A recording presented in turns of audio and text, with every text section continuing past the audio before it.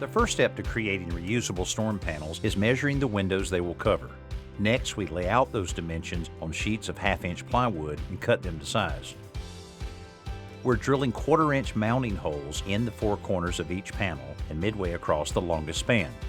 Here, we're painting the panels to reduce any warping that might happen while they're in storage. Once they're dry, we put them in place temporarily so that we can mark the location of the mounting holes on the window trim. At each of these marks, we drill a 1/2-inch diameter hole so we can install the flush mount threaded fastener anchors. Then we paint the screws that thread into the anchors so that they'll match the color of the trim.